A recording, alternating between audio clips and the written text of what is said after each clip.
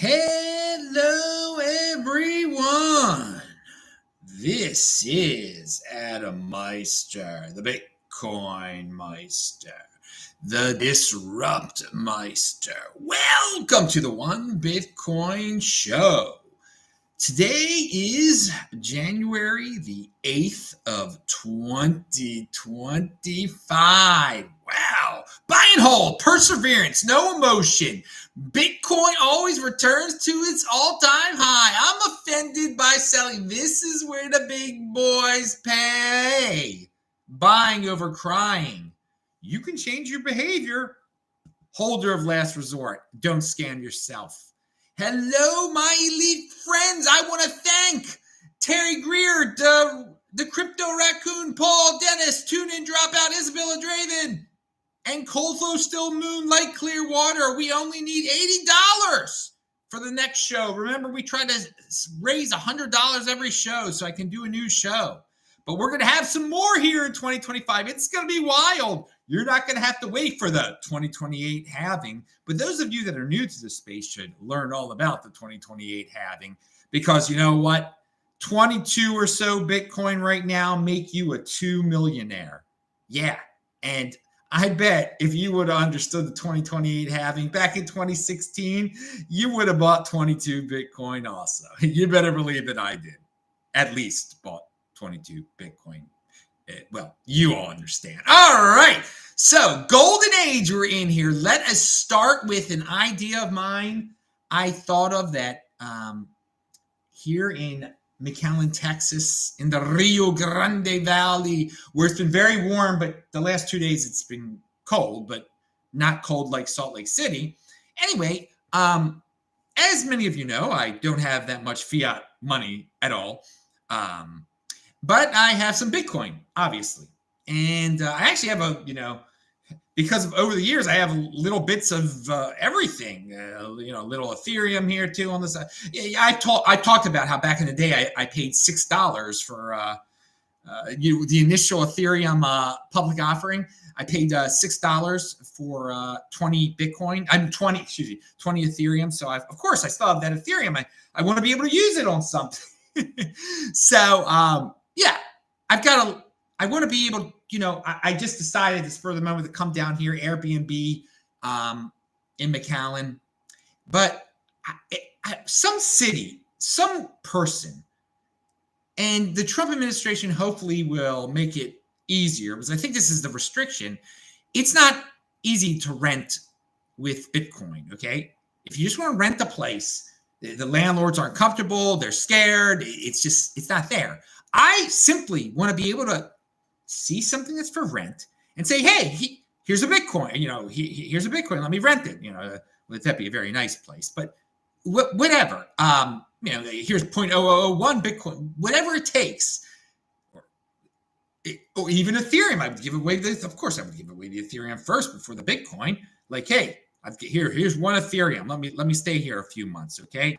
Like, that's not easy now. Like, in theory, I know a lot of you think it's going on. It's not going on, dudes, okay, on a big scale. So it'd be great if a state or a city just stepped up and just cleared it all up, jumped ahead of the federal regulation and everything. Because, one thing that's become clear to me over the last freaking 12 years that I've owned Bitcoin is that people are scared of lack of regulation. It's sad, but especially when it's ambiguous, and when the previous administration was obviously against Bitcoin and cryptocurrency, but they couldn't quite say it. It was like this passive aggressive. To imagine what we'd be living through right now if Kamala would have become president. Speaking of passive aggressive, oh my God, all sorts of lovely secretive stuff would be going on, or semi-secretive, or like forcing companies to do the will of the government behind the scenes. That's what that's passive aggressiveness on the government scale there. They can't straight up be dictatorial and like send in the troops on you. So they do it through somebody else there passively. You send in the troops first. You do the violence first. Anyway, went on a rant there. But come on, man. Let's make this easy. There are plenty of men and maybe women out there that are rich like me in crypto and just want to, travel around and just like throw around the Bitcoin. Dude, I cannot throw around the Bitcoin. It's not easy. I want to buy season tickets I want to buy a skybox for a party for the Utah Hockey Club. No, they don't make it easy. They're, we'll accept it one day. Like, I should just be able to be like, dude, I'm rich. Here's some Bitcoin. Let me have your thing. That is just not out there yet. So in terms of mainstream acceptance, I know it'll never, I've said this many times. I know a lot of you dream of it, that it'll just be as big as the dollar. No, it won't. But it should be easy that like rich Bitcoin dudes or rich whatever dudes in cryptocurrency should just be able to say, hey, here's some crypto, whatever, take it. And people understand like, oh, this is great. I'm getting real money through this. I'm getting something. No, they don't get it. Or I'm scared that the IRS is going to do X, Y, Z, or that Kamala is going to arrest me, or blah, blah, blah, blah. That's what we're in right now. I mean, geez, a whiz, make it easy. So, yeah, I would just, this could all be solved if Trump just said, yeah, Bitcoin is money. You don't have to worry about capital gains. So just spend it like this. People can list things in Bitcoin if they want to. You don't have to be scared. I'm not going to arrest you. Okay, so now, next. Pound that like button, everybody. And yeah, please ask questions during this show. And I'm going to try to make this show shorter than usual. We've got about 12 topics. I'm going to zoom through them. So, yeah. Actually, switching administrations, we haven't. It's unbelievable that Trump speaks like every day like he's he's not the president.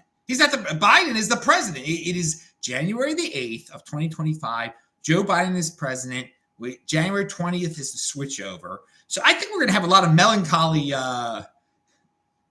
action toward the Bitcoin price. I know right now it's dropped to 93,000. Oh my God, what a dream that would have been to hear, in 2016. Yeah, one day people are going to be melancholy because it dropped to $93,000. Oh my Lord. And it's only going to be less than 10 years away. Oh, it's only going to be 9 years away if you told me that in 2016 when I was buying like a madman. Oh, my Lord. What a dream. But now people are – so, okay, guys, get a hold of yourselves. I think when the inauguration happens and he actually starts he's actually the president, yeah, the Trump pump will start again. Don't worry. We're in the 2025 year. We're one day closer to an all-time high in 2025. So, yeah, just wanted to remind you all that he's not president yet, so nothing has changed. In fact, the current president could mess things up. I mean, could do all sorts of crazy things. Wow, people, retweet this or something. Spread the word. I know it's not a good thumbnail, so all the mindless people aren't into it. But I mean, come on, isn't there some tempting stuff here? What's going on? I'm doing this in the middle of the day. All right, it's noon here in Texas. All right, we got Jackknife is here. Good. I'm glad you're here, man. People, ask some questions. Type in Bitcoin Meister. Do the super chat. Do you appreciate it? Do you not want me to do shows anymore? Okay. I did the new. Please check out the New Year's show that everybody asked for, and then hardly anybody watched. But thanks, guys. Well, it just I don't party anymore, so I wasn't disappointed. But I did go to sleep a little later than I wanted to, and I did that for you guys. Come on, watch it. It's linked to below. New Year's show.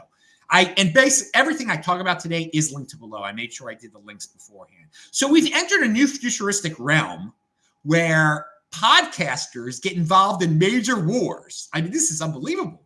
Many have said that the mainstream, this is a tweet of mine, many have said that the mainstream news is dead. And this Lex interview of Vladimir Zelensky is clearly a sign that at the very least, the mainstream media has been taken down many, many notches here. And it's never going to reach its old school peak. And I think it was a great interview. I think Zelensky did a great job. I think he maybe even more people should see it, because if you were kind of on the fence, I don't think you'll be on the fence anymore after that. Now, the Lex can be annoying with his, I love, everyone should love each other. Shouldn't you and Putin love each other and hug each other, and Russians and Ukrainians hug each other, love it? I mean, he's I don't know how old is Lex. Let's say he's in his upper 30s.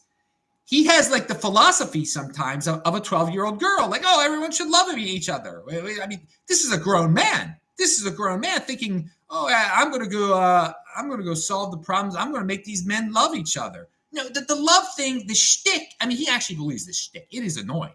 It's bad. I've mentioned it many times.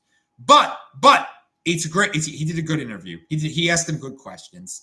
And Vladimir, there was pushback by Vladimir too. When Lex was talking about this love stuff, he wasn't having any love. He wasn't having any. This is how leaders should be. Just like Trump the other day, yesterday said, this is the type of lead. When you're in charge of a country, all you got to worry about is really the safety of the people. So Trump said, no, if these dudes in the Middle East keep on doing what they're doing, if they don't release the hostages, the American citizens being held by Hamas, okay, that there's going to be, it's going to get crazy in the Middle East. He's going to unleash what down there, okay?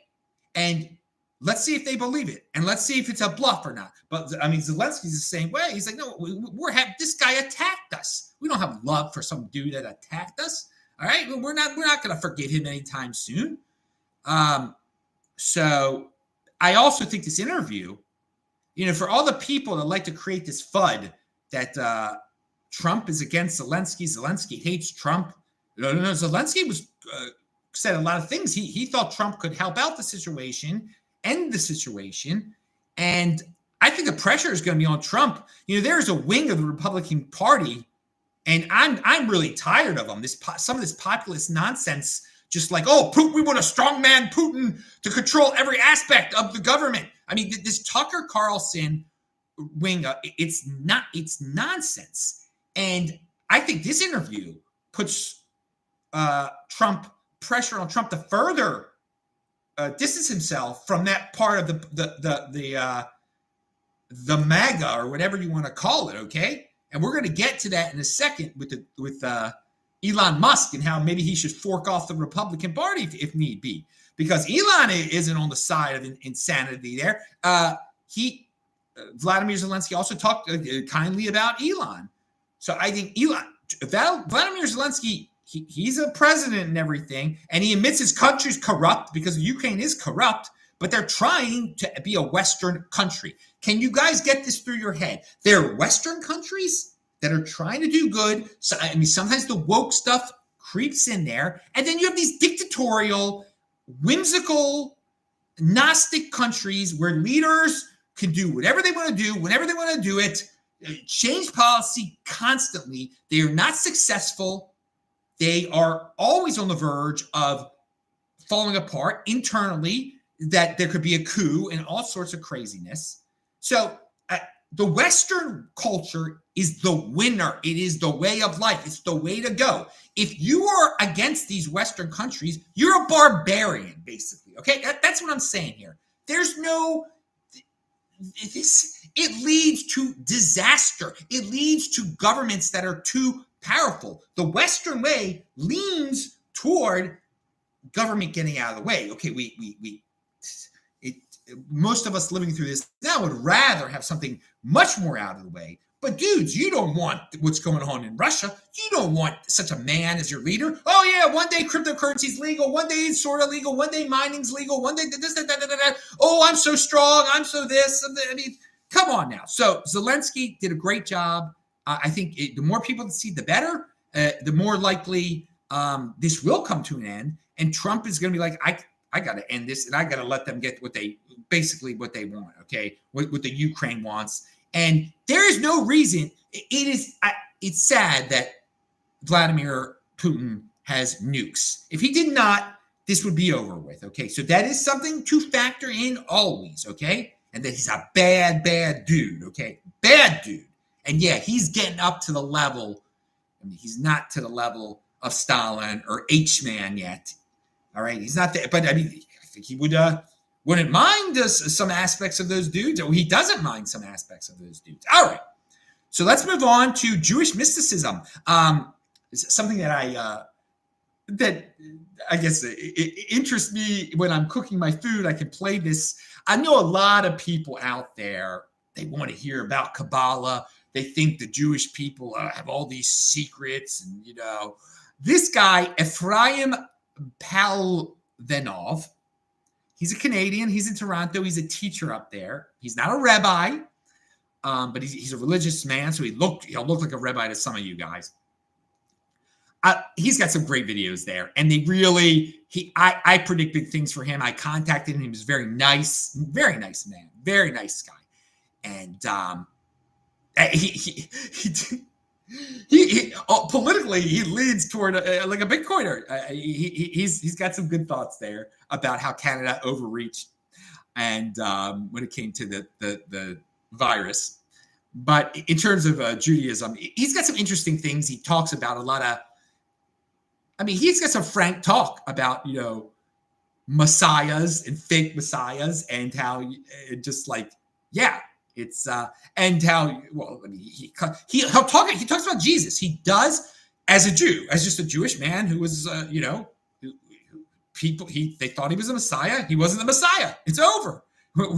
When you're dead, because he talks about what what the Jewish Messiah is supposed to be, and Jesus does not fit the description whatsoever. It's unbelievable. You can't die. I mean, it's just like you bring in, you don't like sort of bring in the messianic age, then die and then come back. It's like the Messiah brings in the messianic age. And hey, by the way, you don't have to believe any of that stuff at all. I'm just saying, if you're like a totally atheist person, you can objectively see that like there's been no person that's been the Messiah, because like the only person that could fit the definition of the Jewish Messiah is someone alive now or yet to be born. All right. So, but he talks about some really interesting things, some books that weren't included in the Old Testament or the New Testament. And yeah, it's fascinating because there's a historical perspective. I think a secular person can get a kick out of it too.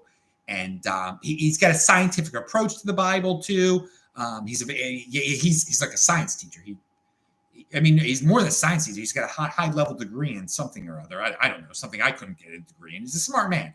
Okay, so yeah, it's linked to below. Lots of interesting videos, lots of titles. I think a lot of you will be like, "Oh, this is great," and he explains why something's going in Syria now. Maybe the Messiah will come in 2025. Then that's where we differ. I don't say, oh, well, XYZ is happening. The Messiah is coming this year. I don't even know what the Messiah. I think, I wonder if he'll talk about this one day. If like maybe the Messiah is just like when everyone has because of AI technology and all of our advances that we live forever, and like we don't see some clear person that says like it's over, we're all living, or maybe the Messiah is just like a scientist and he's like, you should all we should build the temple now, and now you're going to live forever because I've got this pill, and be Jewish, or I don't know, like it's interesting stuff. So I don't worry about the Messiah. I do not worry about that stuff. I'm trying, you cannot depend on miracles. You cannot depend on miracles for your life. A lot of people, you got to work. You got to be healthy. You can't just be like, I'm going to eat McDonald's every day. And then, the way technology is going, in 10 years, they're going to create a pill. It's going to fix everything. No, that's a miracle type of thing. Don't do that. Work hard. Work toward a goal. A system. Have a system. All right. And by the way, it appears that Bitcoin now just like pumps anytime Saylor announces a buy. It's like become the regular here. So yeah, Saylor, keep on buying at the top and announcing it. I like those days when you announce something and then all of a sudden there's a high. So, there's a pump, not a high per se. He pumps whenever when he buys, and he buys. Woo! All right. So I mean, yeah, I consider him a positive for the space. It'll be bad when if something goes wrong in 2026 with his stock, which very probably will happen. I mentioned on the previous show that if it all goes wrong and he has to sell, and Bitcoin will like drop by like 100,000 in a day. I mean, it's going to be nasty. So it appears, but that's when Bitcoin will be at like 250. It'll drop by 100 or Okay. Elon should fork the Republican Party. And if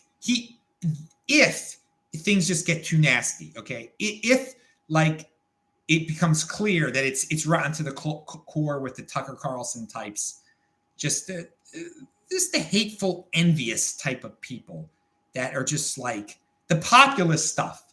Populism is scapegoating. It is blaming someone else. It is envy. It is envy. I can't stand those things, man. So I am so down with the tech guys. I love that the tech guys are dominating now. Okay. And if need be, they should just they should fork it off. They don't even have to call it the Republic if things get bad. But of course, that would probably happen in 2026, and it would cause a Bitcoin price plunge. That's another thing to see. But I fully support as is, like, or just like kicking all the other people. Well, no, they don't have to.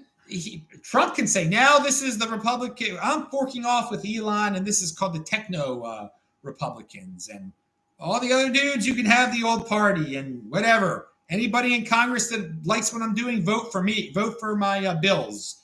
All right? Or no, well, that's not how it goes. It's not, the Congress is supposed to come up with the freaking bills, and he's supposed to approve them. He's just say, whoever comes up with the best bills, but unfortunately, I'll approve them. But unfortunately now, Republicans, the way it works is that, the freaking executive comes up with laws and then tells the Congress to go pass them. That's not the way they're supposed to come up with this stuff, okay?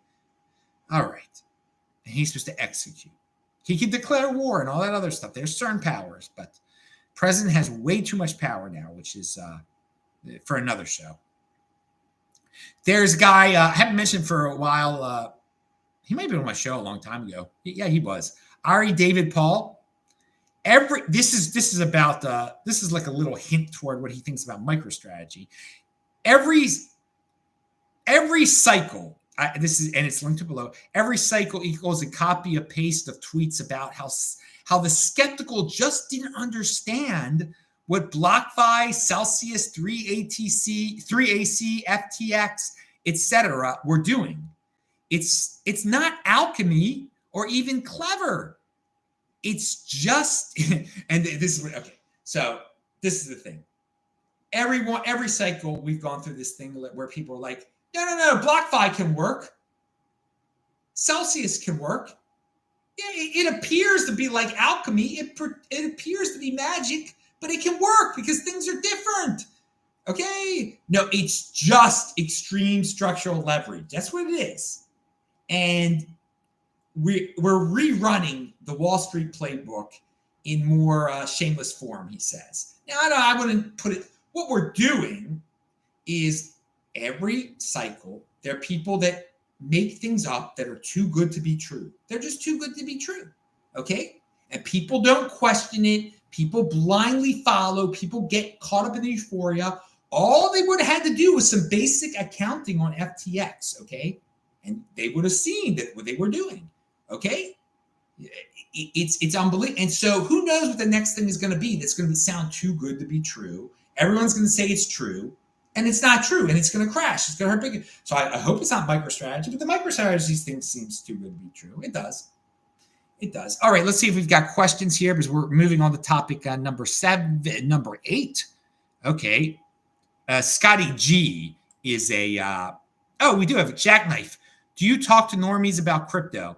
How do you keep from getting frustrated with their questions? I do talk about, when I'm in synagogue, when I try, yes, I do talk about it. And I trade. How do I not get frustrated with their questions? I do get, because sometimes it's insane. Like, we should buy bonds instead of Bitcoin. I'm like, but I don't outwardly do it. I'm a very, if people are talking to me already, they can tell that I'm a little, I've got high energy. So like, it won't shock them if I'll be like, oh, come on, man, or something like that. So I don't get angry. That's key. Don't get angry when you're talking to normies about it. But there's only so much you can do. You cut it off after a while. Like, talking to your siblings, in-laws, or whatever about it, and then they just start saying things. You'll stop. It's not good. Do ends justify the means? Jackknife says. If you gimmickly if you gimmicky thumbnails with high BTC price predictions, there would be a ton of people here. Shady marketing tactics, but provide good content. Well, I'll say this. I could make better thumbnails. I don't have the time to do it. I'm not an artist.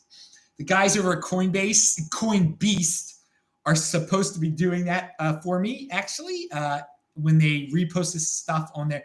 I don't know if they're off for the holidays still. I haven't heard from John for a while. Yeah, I wouldn't be opposed to them. I'll use their thumbnails, but I won't do things that are lies. Okay, where I'm saying price numbers and stuff. Only stuff that's content. They can make actual things that I say and actual things that I mean into gimmicky type of stuff. I'm not going to do it, but they can do it. Someone else can do it. You can do it. Anyone can do it. I'll use it. But I'm not gonna to do it. But it's not gonna be lies. It's gonna be truthful stuff. Okay.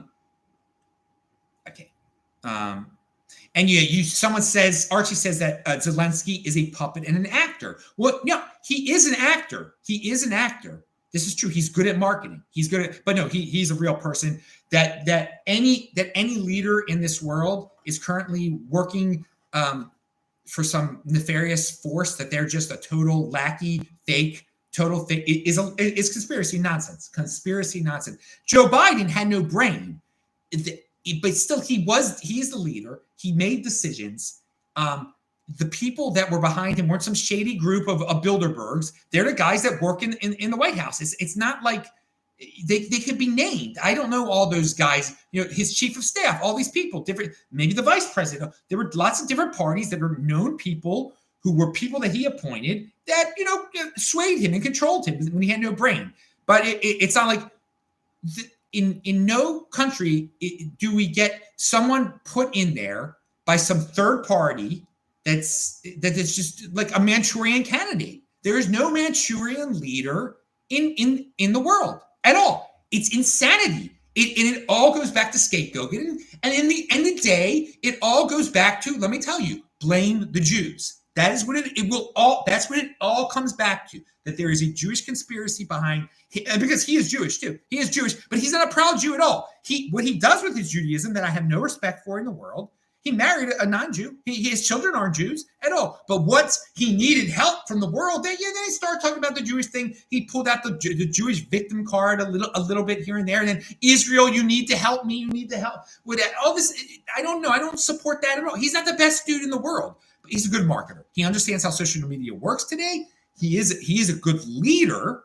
And you say, yeah, he had to appease the neo-Nazis. And he, unfortunately, he has had in his army, so much for a Jew. Yeah, there were neo-Nazis, they're Nazis in that Ukrainian army. There are some bad dudes in there. And there's no excuse for that. There are hateful people in the Ukraine. There are some but overall, they want to be Western, and Russia does not want to go in that direction. No, that's the direction they're going on. But no, he's not controlled by like some outside weird, nefarious outside forces. All right. So, Jack Knight, how often do you get full body scans? Just the one's time? Oh, okay. So first of all, one thing that I avoid is when I hear body scan, I think of a naked body scanner at the airport, which I have successfully avoided for 13 years. I think once I had to go running through it. Okay. Once I did. But in terms of, getting a full body scan that I got at Health Nucleus back in 2021, that was my last full body scan was in 20, and my only one. And wow, I mean, that was state of the art. So I do recommend everyone that's over 30 to get a full body scan. Yeah, just to get the state of the art, whatever it costs, the full one, the brain, everything. But because I was with Health Nucleus, and Health Nucleus helped me out a lot. They're not perfect. They're very expensive. There are things that are cheaper now. You can if you understand what you need, you can pick and choose between people. and health nucleuses in San Diego and San Francisco. But because I was with, I took advantage of, they allowed you to have another brain scan for free. Because they said for some reason in the last few years, there are a lot of people that get this form of a very fast acting brain cancer that won't show up. It can just all of a sudden show up like within 6 months or something like that, really fast. It's an amazing thing. And so I was like, well, I'll take, and then they were going to do all the blood work again for me. They did all the blood work. So, full, and they do all the full, everyone over 30 should get the full body scan, full blood work. When I say full blood work, I mean everything. And you can get the DNA stuff too, the genetics. So if you know it's good to know if you're going to be with the Alzheimer's. No, it's good to know. But when they did that full head scan of me, I kind of thought, I'm like, wait a second. And I think they're just doing it for statistical reasons. Because if they detected that horrible form of brain cancer, there'd be nothing. Knowing about it and not knowing about it wouldn't have made that much of a difference because you're going to die in 6 months anyway. But it's nice to, this is I forgot what it's called. Unfortunately, I think our fellow Bitcoiner Thor, I think that's what he died of. He was a good guy. He had a very aggressive brain cancer. Very, very, very aggressive. All right. Izabella Drayven sent $9.99. Thank you very much. And so I don't know when I'll get my next full body scan. I don't know when that will occur. I'm in no rush for that now at all. G'day from Auckland, says Kiwi Bloke. Oh, I loved Auckland. I love it. And every time that I hear about a New Zealander, I always say, it's good Jacinta is gone. Oh, Trudeau is going to be gone in Canada soon. That wasn't on my menu. I wasn't supposed to talk about that today. But that's great. When the new guy, when Pierre hopefully takes over, hopefully they have an election in October. I don't know how it works. That'll pump the Bitcoin price too. Maybe that'll be the last pump of, maybe that'll coincide with the November 2025 high or something when Pierre becomes the Prime Minister of Canada. That's cool. All right, let's go back to what we're supposed to talk about. You never know what you're going to get here. But I'll keep on asking the questions too. Scotty G, Professor Scotty G, I've mentioned this guy a lot, often, I guess on my last 2 or 3 shows. I don't agree with the guy, Scott Galloway, his name is. I don't agree with him on everything. He's a crypto Bitcoin moderate. He's friends with Saylor, but he can be embarrassingly moderate on it. Not as bad as Yaron Brook is, but politically, Scotty G's got a lot of guilt. He'll never give up being a Democrat, it appears. But something that he said, it made me think about a situation where people talk about socially how the United States has fallen apart in a lot of different ways. Men without fathers. Okay, it's just like acceptable now. It's totally acceptable. So we've got a lot of men that have no kids. All right. Then we've got a lot of kids that have no fathers. And that's worse. That's bad.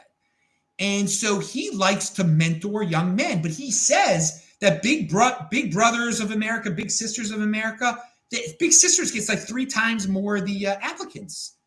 And the reason is because there is a stigma that if you're a man, you can't help a young man that's not your relative, that you're some gross person. Now, every organization should make sure that no gross people, predators like that, join their organizations. But I'll be the first to say, and I don't want to mentor a young guy, a young, below 10-year-old. I don't want to be his dad. I like helping my nephew. He's young. I love that. I love doing it with relatives. I don't have the time right now. It's not to say I don't want to rule it out of my lifetime. What I do like, I would love to, and I'm going to work on this. Here's a little insider information. I do want to work with some of the University of Utah students and get them into Bitcoin and teach them some basic things. I do want to do that. I want to, but that's much different than being those kids that go to the University of Utah. They all have fathers, of course. But I think what Scott is not ashamed of, and even though he's on the left, is to say, you know what? Men boys have some big problems, and men have to step up and not be scared. If you have any interest in that at all, help those guys. Help, and if it will help you too, and it can help certain people, it does help. Let me stand up for a second here. I'm so you can't be sitting. Sitting is unhealthy, people. Sitting is unhealthy. All right, I've been sitting too long. I did want to do this show sitting because I think the guys at Coinbase didn't like me standing, so they couldn't redo my videos. I don't know. We didn't have a full conversation about it yet. I'm not, and I just told them to email me the information. I can't have a full conversation about it. You can email me in 2 seconds what I got to do. All right, but I love the guys at Coinbase. Love them. Coinbase. Check them out. So yeah, I did want to say give Scotty G, and that Scotty G, it's linked to below. Watch it, because some of it is going to annoy you guys, but some of it is going to be like, I'm learning from this guy. I am learning from the guy, even though we definitely don't stand eye to eye on a lot of things, and he's helping me get closer to spending, because he's gone through different parts of his life now. He's very, very wealthy, and he loves to spend on his friends. He loves to spend on vacation. And I totally agree with him that it's the experiences that matter over like buying a Lamborghini. I will never get a supercar, okay? I have no desire. The 16-year-old version of me, yeah, he wanted a supercar, okay? But I'm just not there anymore, and I don't see that. I'll get a nice car, I think. I do. If the Tesla, there's a lot of ifs with this. If the Tesla's range becomes like really easy, so I can safely make it to Denver or Las Vegas. Well, those are 2 different distances. Denver and Las Vegas. Denver or Las Vegas. Las Vegas is a lot closer to Salt Lake City than Denver is, but still, if it makes it to the Denver range, that's real cool. Okay, I will get it, and it's not just a Tesla. It's the Cybertruck. It's a Cybertruck. And what Elon is proposing for all the people that what you're going to be able to do is own your Tesla, and then when you're not using it, it's going to all be automated, and someone will be able to order it, and they will be able to use it and pay you for using your Tesla. Because I don't drive very often at all. So for me, the ultimate would be a Cybertruck with longer range that I would just have parked on the bottom of my apartment building. And sometimes other people just drive away on its own sometimes for other people to use. And I would make money off of that. And then when I needed it, I would use it. But it would be mine. But there's a lot of things that have to change. I hope that can happen by 2026. I really do. Because I don't really want I'm willing to buy a new car in 2026. Let's put it that way. Because some of my relatives are going to turn 16. And I just said, I'll just give you dudes this freaking... this Nissan Versa that I have, you can just have it. I don't care. But knowing my siblings, they won't let their kids drive until they're like 17 anyway. So that would be 2020. Anyway, the point is that I love Elon, man. God, such a good idea. That's one of the, when people say, oh, these self-driving cars, I don't know about it. Look, that's one of the awesomest things you can do. But it's also going to take some regulation. Some of these cities are going to make it illegal. Like, oh no, they can't drive themselves. Or oh no, you can't be an individual and make money off of your freaking private property. Okay, that's private property. I should be able to do whatever I want to do with my self-driving futuristic 2026 Cybertruck. Yeah, I do I like the way the Cybertruck looks. Every time I see it, I've got a smile on my face. That's like the only car that does that to me. Okay, so that's the one I want. But and by 2026 or 2027, who knows how awesome it's going to be. And the Versa got me down to freaking Texas very, very easily. That's all I need now. All right. Oh, speaking about Salt Lake City too. Oh, efficiency before we talk about Salt Lake City. And I'm going to get to more of your questions. I know some of you, Izabella, just thank you so much. Now we only need $70 more, right? For the next show. Now, the other thing I wanted to say is efficiency. This is my attempt at efficiency. I don't believe in New Year's resolutions at all. So it's just a coincidence that I'm starting this now.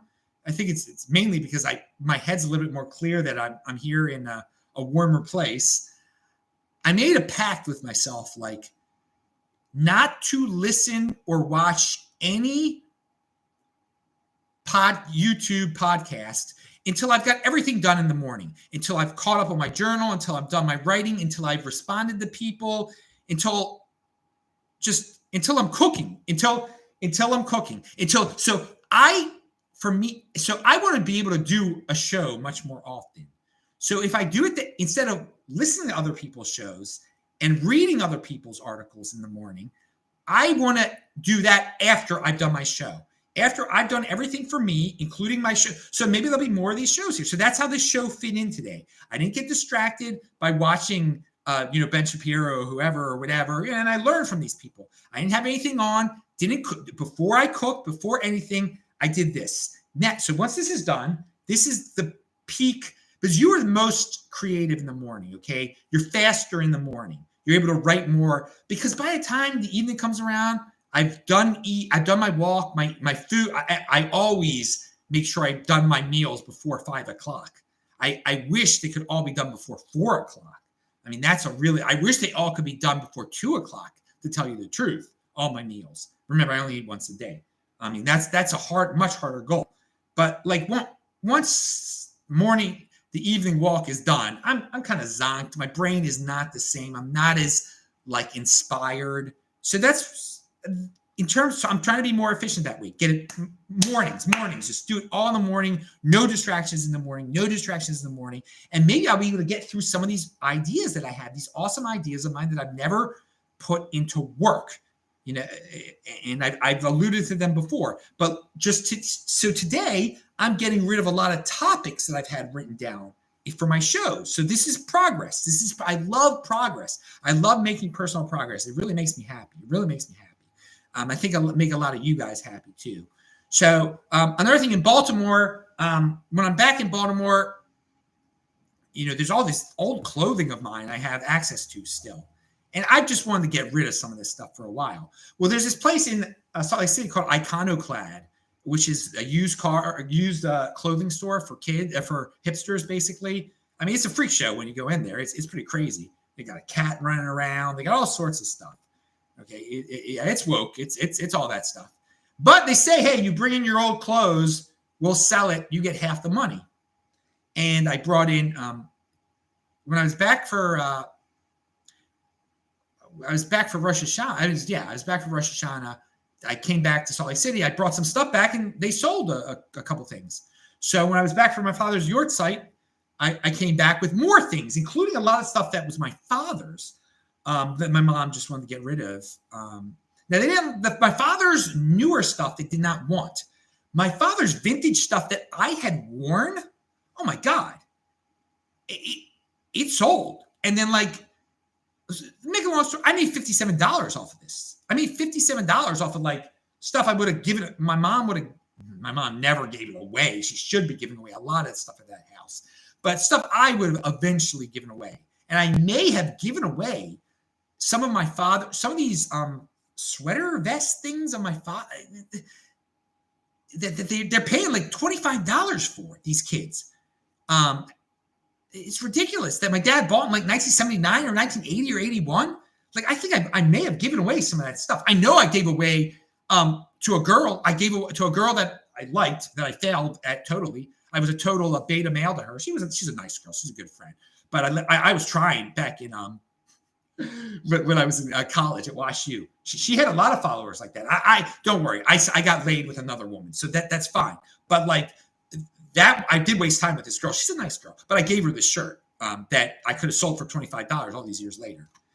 She's like a lawyer. I had not talked to her for years. She is like a diehard Democrat. She lives in DC now. I can't say anything else about her because I just don't want to.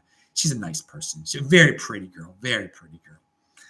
But as I matured philosophically, wow, I never would have gotten along with her. And had they had red pills back then, whoa, I would have aborted that mission really fast. So, okay. But I didn't have the knowledge then. I was just a 20-year-old naive senior. I became 21 that year. All right. So moving on. What do we have? Commercial real estate, in addition to China, could be spur the 2026 crash of Bitcoin. That could be one of the things that happens. the commercial real estate is still nonsense. It's worthless. Anybody can work from home now. It's like, it's crazy. I can't. I see so much of it for sale, even here, or for rent. No, for sale, for rent, in the best neighborhoods in Salt Lake City, in the best neighborhoods best neighborhoods in Salt Lake City are a lot different than the best neighborhoods down here in McAllen, but still, you get my point. So keep an eye on that commercial real estate. It's if you can get it for super duper cheap and your city allows you to turn it into something else, then that's awesome. That's awesome. Like I want to rent some commercial real estate I have a reason, but I'm only for super duper cheap, and it's got to be near the University of Utah. And my buddy and I haven't found any yet. That's unfortunate. I really just, people are like, what are you talking about, Adam? And there's something I'm talking about. There's a I just alluded to before. There's a project I'm going to help fund. And yeah, all right. I'm sure a lot of you will love it. It involves University of Utah. So the NBA Cup. Okay, I don't like the NBA. The NBA had an in-season tournament that Adam, whatever his name is, the guy in charge of it. I get all their names confused now. I almost call him Dave. Is it Adam? What's his Adam? Whatever. David Stern. Who's the one? Oh my God! All three of them are Jewish. The Gary Bettman is current of the NHL. I think he's Jewish. David Stern was the one who was the one of the NBA. It doesn't matter. The one in charge now, who's bald as anything and really skinny, skinnier than me. He came up with this NBA Cup thing. It's based on European soccer models of in-season tournaments. It's the second year of them doing it. I think it's great. I think it's good. I think it's creative. I don't like the NBA at all, but it gives some meaning to some of these like games that they have. I mean, like the freaking Jazz, they can hardly give away tickets in Salt Lake City right now. I mean, there's some, but the reason I even bring up the NBA Cup, I would love to see Major League Baseball do something like this, where the winner would get an automatic, like something to do, maybe an automatic buy in, like they would play the number 6 seeded wild card in a wild card game automatically if they're not already a wild card, or maybe it would be an automatic tiebreaker over other wild card team. If you were like it would move you up from a 4 to a 5 to a 4 seed, or maybe it would, if there was a tie for the last seed, that would get you into the playoffs, and the other something that would involve the playoffs. I have no problem with that. With the last, because there's too many teams in the Major League Baseball playoffs now. I think it's ridiculous to have 12 teams in it. So this could help make it more interesting, okay, in terms of the MLB playoffs. Is this going to happen? I seriously doubt it. But I just wanted to share that idea, and that even though I don't like the NBA at all, I think what they've done over there with the NBA Cup has a lot of potential. And people are like, oh, it's so stupid. Well, they should make it more valuable there too. They should make it involve their playoffs, that it gets you automatically into the playoffs or something like that. I don't know. But right now it is a little silly. They all get paid money and they get glory from it or whatever. And I mean, who can even name the last 2 winners? I can. It was the Lakers the first year, and this year was the Milwaukee did it. So anyway, it's interesting, and I think in-season tournaments are very interesting things that American sports should look into, and that should have tiny playoff implications. Leonard Peikoff, the famous Ayn Rand, he came after Ayn Rand. He's still alive. He's very old. He said, out of context, anyone can prove anything about anybody. Remember that, guys.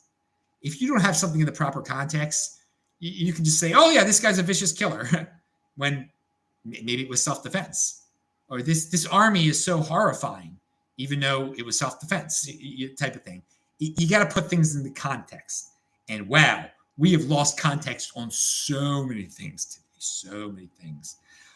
Here's something I meant to talk about a long time ago, from my runs and so. We got more questions. So let me go. Oh, Nomee. Oh my God.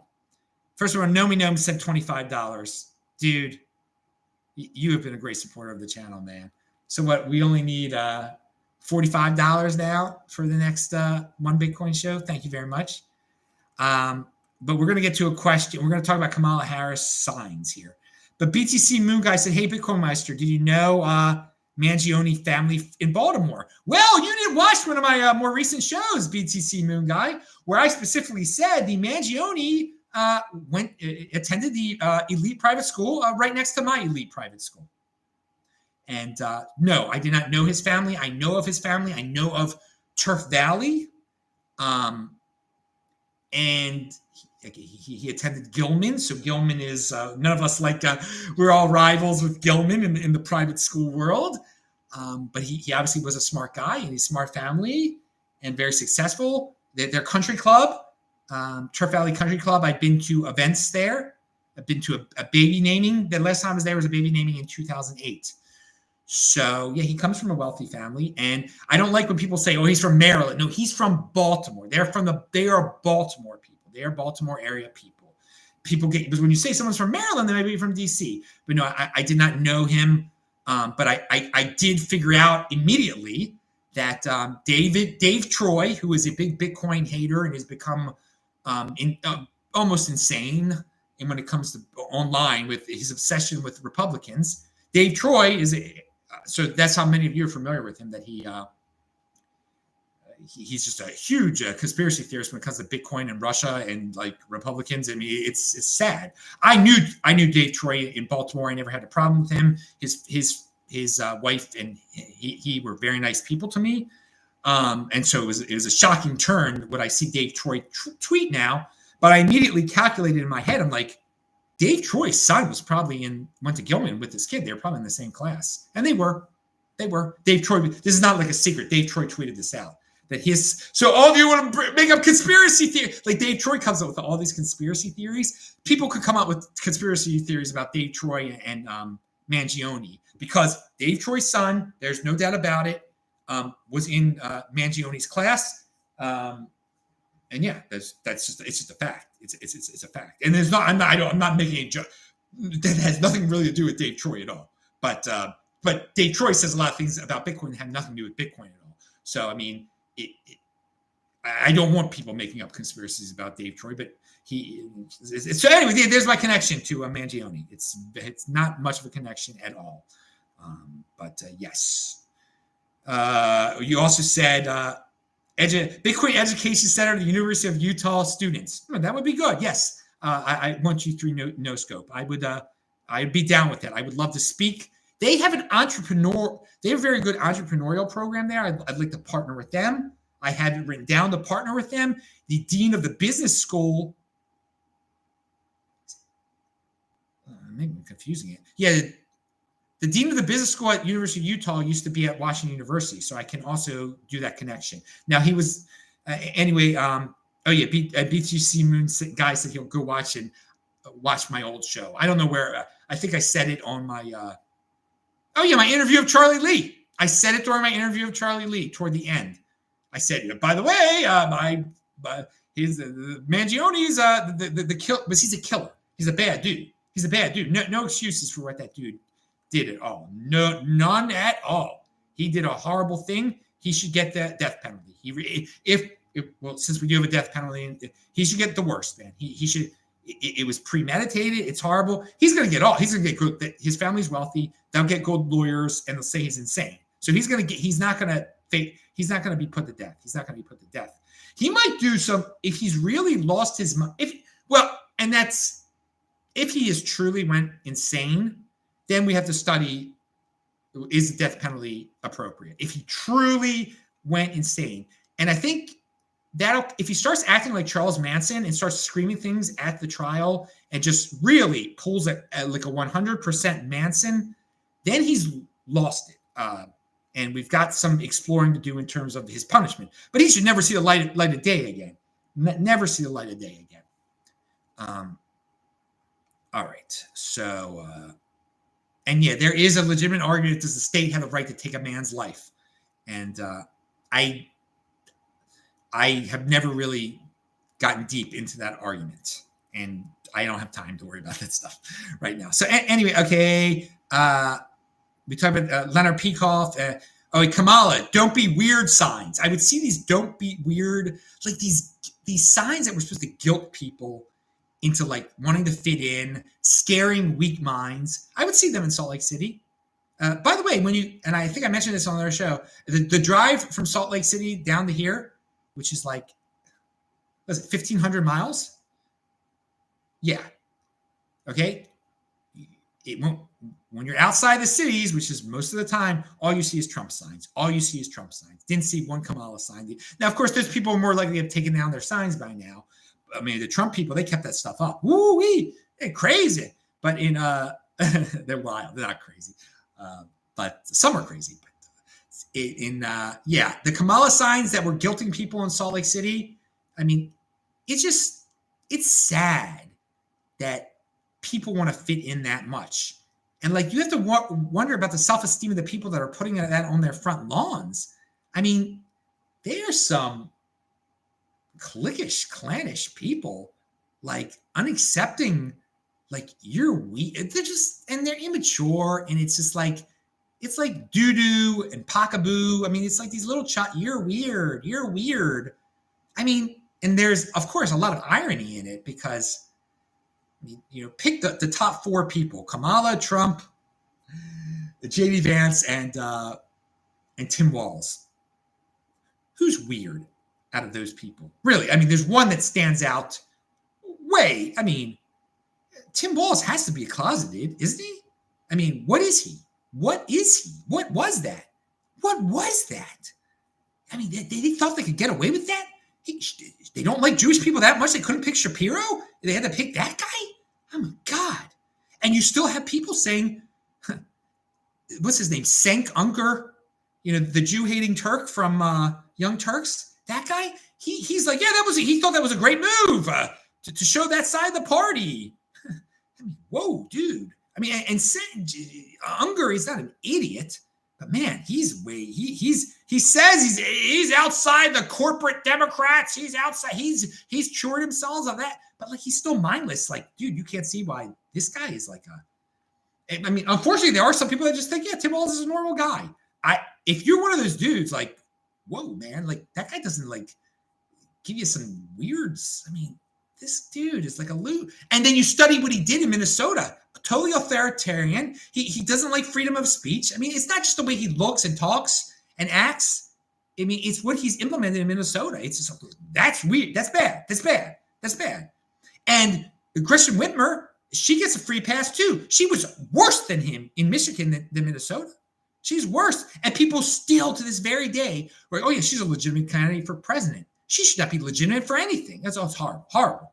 But because she's a woman and she could say, "Ooh, that Trump guy's mean," or "that guy's weird," and it gains like this. There's a certain segment of the population like, "Oh, that's cool." I'm like a 12-year-old girl saying, "Oh, that guy's weird." I mean, that's like, there are some people that want their female leaders to be like 12-year-old girls. That is pathetic. Oh God, and it's an insult to 12-year-old girls. It's like okay now. So, I also think that we talk about how kids had learning loss during the virus. And yeah, they did. There's a lot of kids that are behind to this very day, all these years later. And it's worse in the states that shut down for a year. Okay? I mean, God, I can't believe they shut down some of those public schools in some of these states these kids weren't paying attention when they were online and all this. We're going to get more talented people, more strong people out of Florida and Texas than ever over the next 10 years. We're going to get some really complacent, lackey, really pathetic, scared individuals coming out of some of these states. And that'll play into like the don't be weird stuff. I should be scared. I got to wear a mask thing. You do see now, unfortunately, California, they're having these wildfires. I've seen on the clips of people in the news. They got their masks ready, at least. They had so many masks. They got so many extra masks. Now's a good time. The wildfire, it'll actually maybe make a difference or something like that. Oh, yeah. I'm sure they've got the California people. If you're going to have a wildfire, the best people to be prepared, the people in California, was woohoo. They had masks for a long time, and it wasn't for wildfires. It was for nonsense. but and it ruined kids' perception, and they don't know how to interact socially anymore. But I think grown people, there was a lot of learning loss also. A lot of people's brains were softened, and maybe that's why they're more prone to Kamala talking points. Maybe that's part of the whole thing. That 3 years of not thinking. So guys, exercise your minds. Or your minds become soft. Okay, you should have been doing it instead of watching. I mean, I know guys are like, yeah, I watched 5 Netflix series during. Oh my God, all you did was watch TV. You're not smarter. You're in a bad shape intellectually. You've gone down. There's been a learning loss. So it's not just for 10-year-olds. It's for like 30-year-olds also. Okay, there are 30-year-olds that are not as smart as they were beforehand. And that's shameful, horrible. They can recover maybe easier than the kids. I don't know. Be authentic. There's my tip of the day. Be authentic. There's a lot of people, all they're doing is trying to fit in, not authentic. All right, and finally, before I check to see if there are any more questions. Oh my God, we did the show for an hour. Oh, there goes my shorter show idea. Information. Guys, there's going to even be more and more information thanks to AI flooding the zone. And most of it's going to be, so much is going to be insanity that people produce with their AI. That's going to be just so much nonsense. That's going to just be totally geared to getting the algorithm and just getting all the hits, the mindless stuff. It's insanity. But don't let the government regulate it, okay? Don't get stuck in it. You're going to have to use your heads more and more with this AI out there, okay? You're going to have to think like, why am I watching this? Just because it was served up to me? Just because it had a pretty girl? Just because it's got a catchy title? Am I avoiding this person because they're not good looking? Am I avoiding this person because their sound was a little off? Am I, avoiding this person because they didn't have good background music or didn't, you got to think here. But whatever you do, don't be like, oh, well, no. The government should regulate the AI so there's not as much of this trash out there, because then you're in a real bad situation. Government is in charge of information, and that's the end. That's the total end. So don't fall into the trap. There's going to be a lot of frustrating situations out there coming up, okay? A lot of fake stuff, a lot of trickery. You might get tricked into believing things. Use your head, but don't be like, yeah, we need the government to fix this and put right. We need to let AI run wild. Let Hawkamania run wild. Okay, finally, we're going to go over the last few questions. The leftist, I'll say, 1, 2, 3, no scope called him a name. Oh, we got 2 questions. Oh no, 1, 2, 3, no scope said the left just weird people. The Democrat Party is a party of childless women, gays, trans, and communists. Well, I will say this. Yes, there are many cat ladies in the Democratic Party, and J.D. Vance saying it is not weird. People need to say that. Childless cat ladies, if you're a childless cat lady, and I know a few, and some of them were beautiful younger women. They really were. They were beautiful, attractive people. And it's sad to see that happen. A lot of them get very bitter because they remember how beautiful they were. And no matter what, you're not going to be as beautiful as you were when you were 26, when you're 40, okay? Or when you're 45 or whatever. It's nice to think about it before you become childless, to think about what the repercussions are. And in terms of what I was saying before, because not only are they're childish cat ladies, but they're divorced cat ladies that have kids that aren't even, they're like worse than cat ladies. So that's why maybe some guys out there who maybe even have kids of their own or don't have kids can get joy out of helping some of the creations of these horrible unions. And so, yeah, the Republican Party is not going to be, as it's constructed right now, it's much more likely that you're going to have, childish cat ladies in the Democratic Party and trans, and because trans are that you're going to have mentally ill people in the Democratic Party, because trans people are all mentally ill, really. And then communists, of course, are not going to be, totalitarians could be in the Republican Party. But the Democrat Party, it's I'm not saying everybody's bad in the Democratic and the Republican Party has a bunch of good people. Because there's plenty of bad okay. Troy Green said, why don't you move your other coins into Bitcoin? Why did you hold them versus doing that? No. Most of the time when I got free coins, I turned them into Bitcoin immediately. Yeah, that have been many times. With the 20 Ethereum, I never did it. Just at the way I was holding, it was just something to say on my shows too. Always, it was always something to say. It was always something to say, and it allowed me to experiment a little bit with it to kind of better understand it also. But I just never did it. It was, I thought at first it was just so little. It didn't even matter. Like you gotta see the whole maturation process of the cryptocurrency space. I mean, it came before the crypto dividends came, Ethereum.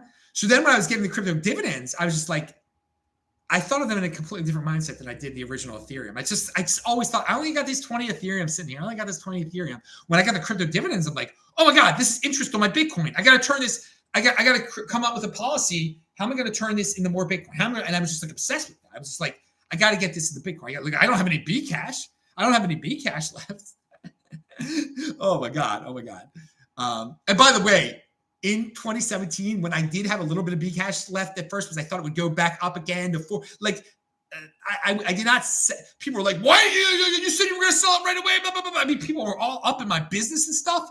I'm like, I was all up, and then the opposite happened when it went below 10%. People were like, "You said it was going to be 10%. I didn't sell fast enough." I mean, you can't go right. You can't go right with some of these people. Okay, there's a good memories.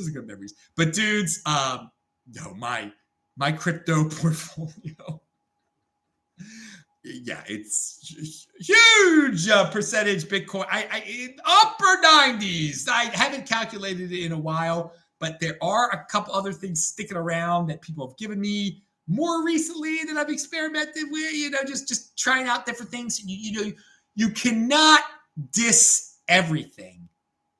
You can't really fully diss and go like, unless you've tried it out. And because I don't like the Bitcoin people that I said praxis. I really dislike the people who are like, Bitcoin is a scam, and they've never sent the Bitcoin. Okay, so at the very least, yeah, I've moved around other cryptocurrencies. Okay, I want to have that experience. It doesn't hurt. And by the way, at this point, guys, I've got so much, Bitcoin and everything. I mean, what harm does it do to the world if I keep if I keep a little bit of Solana here? I mean, it really doesn't matter. Again, if you knew how much Bitcoin I had and I've got $1,000 worth of Solana or something like that, it's like nothing. It's just nothing. It's nothing. All right, pound that like button, everybody. I'll do another show pretty soon. That'll be faster than this. Thank you very much. We only need $45 more to. I'll say everybody's name again. Nomee Nome and Elizabeth Drayven, you guys were the contributors today, but all the guys that have done it will do, and UK Bitcoin Masters in the house. So, all right, watch his show tomorrow. Bye-bye, everybody. Thank you.